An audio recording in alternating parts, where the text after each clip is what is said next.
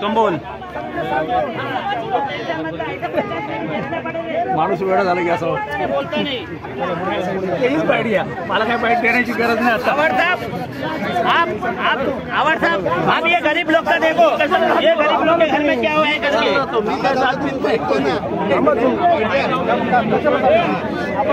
हमारे नुकसान हुआ, हमारे घर में फ्रिज जले, हमारे घर में वो जलेला है।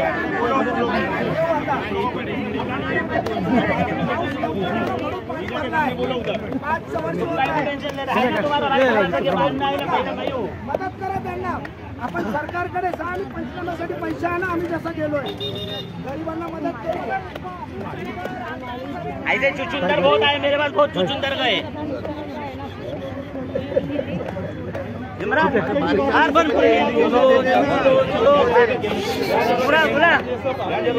बुला था, देख मैं कितने लाता करके क्या करता है लोग अपने साथ में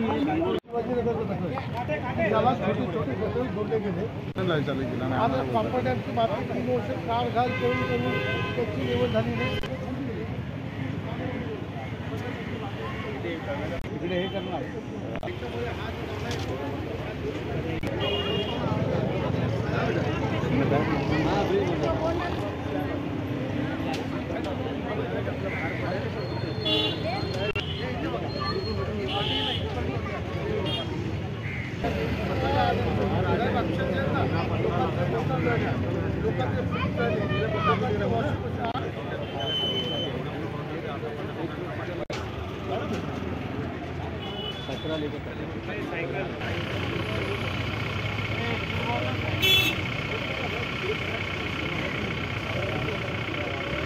भाई भाई सर सर सर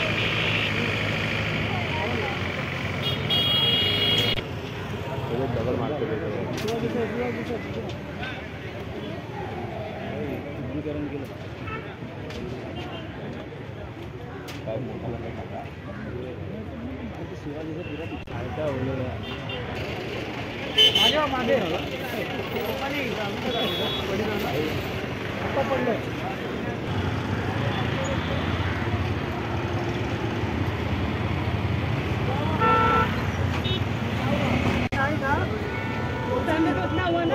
आप इसके लिए किया ना पंचनामा, कौन से तुम्हारा तकलीफ का सॉल्व हुई? राजनीति करने का अभी जाओ घर पे, राजनीति करने का है वो खाना तुम लोग जो बोलने का बोलो मीडिया में। हेलो त्यांची बाईट घ्या, मग आमची पण बाईट घ्या। बोलो तुम लोग इसका अपना खाते नहीं करने का क्या कोई नहीं बोलेगा। प्रत्येक पावसाळ्यामध्ये नाल्यामधलं पाणी हे राबोडीत जातं आणि राबोडीचे रस्ते पाण्याने भरलेले असतात। मागच्या 2 दिवसापूर्वी झालेल्या पावसात राबोडीच्या घरामध्ये 5-5 फूट पाणी होतं। अचानक पाऊस आला ही गोष्ट खरी आहे, पण एकंदरीतच टेक्निकली ह्या नाल्यामध्ये प्रचंड अडचणी आहेत। जसा हा समोरचा जो गटार दिसत आहे, जे विविध भागातनं जी गटार येतं त्या गटाराची खोली आणि नाल्याची खोली याच्यामध्ये अंतर पडलंय। नाल्याची खोली खाली नसल्यामुळे गटारीचं पाणी मागच्या मागे जात आहे। त्याचबरोबर समोर खाडी आहे, खाडीचं पाणी आतमध्ये येते, त्यालाही व्यवस्थित उतार न दिल्यामुळे जेव्हा भरती येते तेव्हा हेही पाणी आतमध्ये येते, त्यामुळे राबोडीकरांना प्रचंड समस्या निर्माण होत आहेत। आता मागच्या पावसामध्ये म्हणजे आता 2 दिवसापूर्वीच्या पावसाळ्यामध्ये सगळ्यांच्या घरात पाणी गेलं आणि सगळ्यांच्या आयुष्यभराच्या कमाईची बर्बादी झाली। दुसरी गोष्ट, हा SMC नावाचा जो कॉन्ट्रॅक्टर आहे त्याच्या बापाने केलंय का असे? हे जे सळ्या दिसतात त्याच्या बापाने लावलेत अशा सळ्या। ह्या सळ्यांना कोटिंग लागतं, एकाही सळीला कोटिंग नाही, सगळ्या सळ्या आत्ता गंजलेल्या आहेत। हे बघा आत्ता, म्हणजे आमचा प्रश्न हा आहे की 138 कोटीचा नाला आहे, 138 कोटी ताजमहाल बांधल्यासारखा मानला जातोय, ताजमहाल बांधल्यासारखा। आणि ह्या नाल्यामुळे तर गरीब राबोडीकर, हे बघा, हे सगळे गरीब राबोडीकर आहेत. ह्या गरीब राबोडीकरांची घरं पण जेव्हा तोडल्यासारखी दाखवली गेली, त्यांना जी घरं दिली आहेत त्याच्यात पण प्रचंड भ्रष्टाचार झाला. एकेका माणसाला 5-5 घरं दिली गेली, 5-5 घरं. त्याच्यामुळे हा नाला आहे ना, हा भ्रष्टाचाराचा सर्वात मोठं उदाहरण आहे ठाण्यातलं. विकास कोणाला नको आहे, तर विकास सगळ्यांनाच हवा आहे, पण विकासाचा मार्ग हा भ्रष्टाचाराच्या गटारगंगेतनं जायचा नसतो. जर पाणी तुंबतंय तर तुंबतंय, त्याचा मार्ग काय काढायचा तो काढावा, त्या मार्गाला कोणाचा विरोध नाहीये. पण जर पाणी तुंबणार असेल, लोकांच्या घरात जाणार असेल, जर गटाराची लेवल आणि नाल्याच्या लेवलमध्ये अंतर येणार असेल, तर मग इथे बघतोय कोण आहे इथला इंजिनियर? नाला खोल, जरा 1 मिनिट बाजूला, नाला खोल करावा लागतो ना. तर बघा, नाल्यामधला आत्ता दगड दिसतोय, मी दगड मारला ना, तुमच्या समोर दगड मारला. हा नाला कमीत कमी 3.5-4 फूट खोल करायला पाहिजे, अर्धा फूट पण खोल केलेला नाही. आता ही जी माती आहे, याला कुठला डॅम म्हणतात? Copper dam. कॉपर डॅम असा नाही करत. तुम्ही जर कुठे बघितलं असेल तर रेतीचे गोण्या आणतात, त्या गोण्यांवरती गोण्या रचून पाणी अडवलं जातं. हे अशा पद्धतीने करत नाहीत. हे फसवीचे धंदे करू नका, असं आमचं महानगरपालिकेला आणि कॉन्ट्रॅक्टरला सांगणं आहे.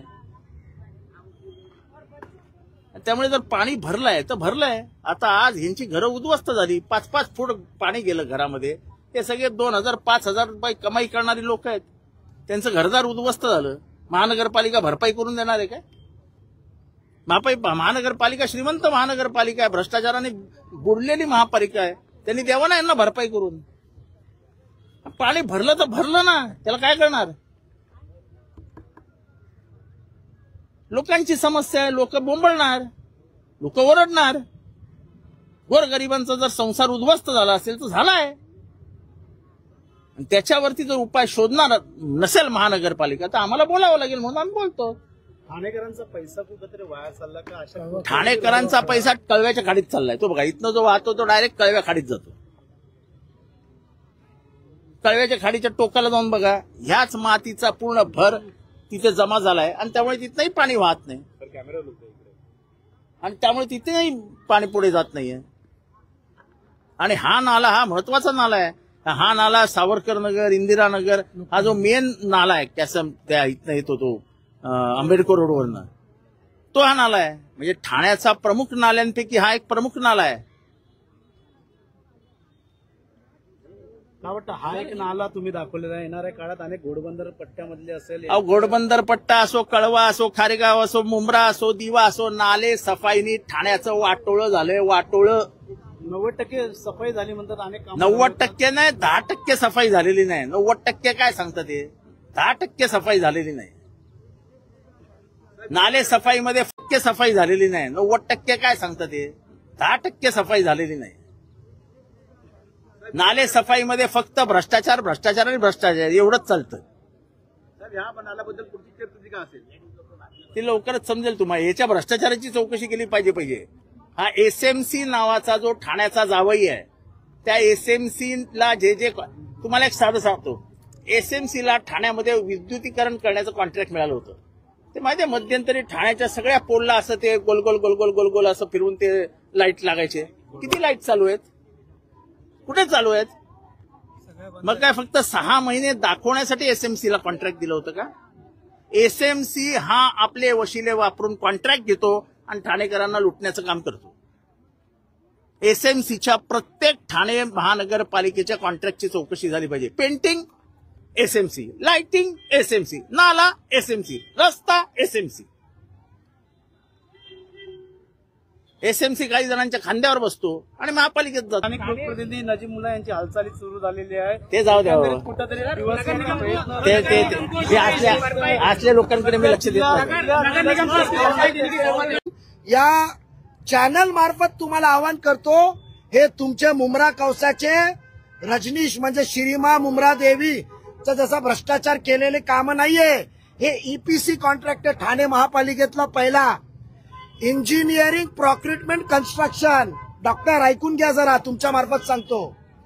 याच्यात एस्केलेशन नाहीये.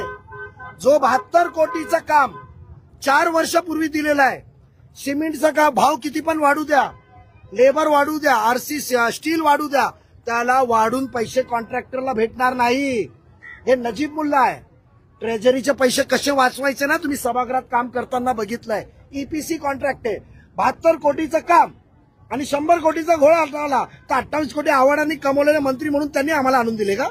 मात्र नागरिकांची समस्या या पावसामध्ये पूर्ण बघा, पावसाळ्यापूर्वी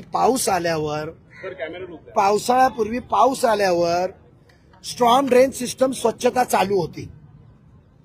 राबोडीत असं आहे का एकमेव एक खाडी आहे, पूर्ण राबोडीचं पाणी टुवर्ड्स द साऊथ साईडच येते. म्हणजे बापूजी नगरचं पाणी कुठे निघत असेल त्या टोक्याचा शिरण सोसायटी तो पण इथे निघतो.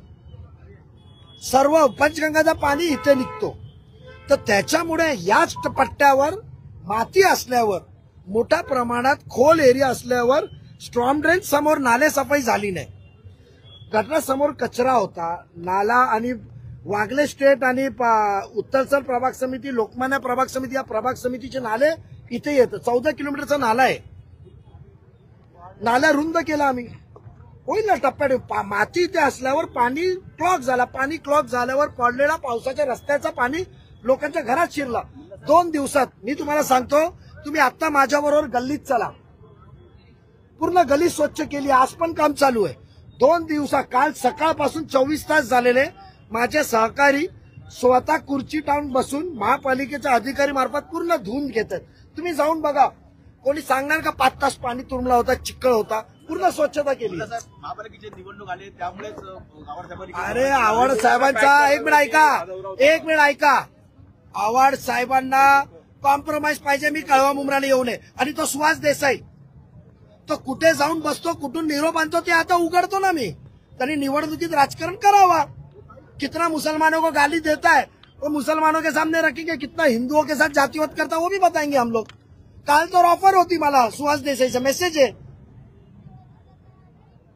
तर विषय असा आहे का निवडणूक आल्यावर त्यांना वाटतं नजीबला इथे त्रास दिल्यावर तुम्ही मला कळवा मुंब्राला लक्ष किंवा टाकणार नाही. मी भागणं पडणारा माणूस नाही. आधीच तुम्हाला स्वभाव माहिती आहे. 20% मतदार पुढे असतात, ते कुठला ना कुठला दार तरी पकडतीलच. त्यांनी पकडू द्या. 80% जनता माझ्या बरोबर आहे. येत्या पावसाळ्यात राबोडी तुंबणार का काय? हे बघा, तुम्हाला राबोडीचे सर्व गटरची स्वच्छता चालू आहे. एक टेक्निकल डिफिकल्टी आहे, त्याला सॉल्व्ह करायला. काही स्पॉट्स आमचे आहेत ना, तिथे पाणी साठतं. खुर्शीद कंपाऊंडला पाणी साठतं, तिथे आम्ही पंप लावणार आहे. केवीला 2 स्पॉटला पाणी साठतं, वर्षानुवर्ष तिथे आम्ही पंप लावणार आहे. रहमतनगरला 2 स्पॉट आहे, तिथे पंप लावणार आहे. क्रांतीनगरला नाल्याच्या साईडला जी बसलेली घरं आहेत तिथे पाणी साठतं, अर्धा 1 तासात निघून जातं. असं आहे. जेव्हा हाय टाईड असते, आज आमचा फ्लड गेट ला लागल्यावर हाय टाईड असते, नाला 2-3 मीटरची भरती असते. हाय टाईड. आज पाणी व्यवस्थित यावं म्हणून जो केवीला ब्रिज आहे, ऐतिहासिक ब्रिज होता, त्याला पण पूर्ण आम्ही कॉलमलेस केलं. जाऊन बघा तुम्ही. पूर्ण कॉन्क्रीट करून नवीन ब्रिज बांधलाय का पाण्याचा फ्लो चांगला होईल. 2-3 स्पॉट्स आहे तिथे आम्ही पंप लावणार आहे, कारण ते आम्ही वरती आणू शकत नाही. फक्त 1.25 मीटर राबोडीची जमीनची लेवल आणि नाल्याच्या फ्लोअर बेड मध्ये 1.8 मीटरचा डिफरन्स आहे. मिस्टर आव्हाडांना आवर्जून सांगतो अभ्यास करावा. 1.8 मीटर मध्ये भरती जेव्हा येते, जसं पाणी 1.25 मीटरच्या वरती येतं, पाणी रिव्हर्स मारतं. तो मी वस्ती वरती करू शकत नाही. पूर्ण खाडीची जी मागणी आम्ही MMRDA मध्ये केली आहे, काही ठाणे शहराचा गाळ कळवा खाडीमध्ये पूर्ण जमा झालेला आहे, ती खाडी 4 मीटर खाली करावी. पाण्याची क्षमता वाढली का हे कोपऱ्यावर आम्ही मग याचा फ्लोअर ब्लेड खाली घेऊ. आता 1.8 मीटरच्या वरती नाल्याचा पाणी भरला का थोडाफार पाणी गटरमध्ये रिव्हर्स मारतं, मग परत भरती कमी झाली का खालती येतं. तो टेक्निकल डिफिकल्टी आहे. येत्या क्लस्टरमध्ये सर्व सरळ होऊन जाईल.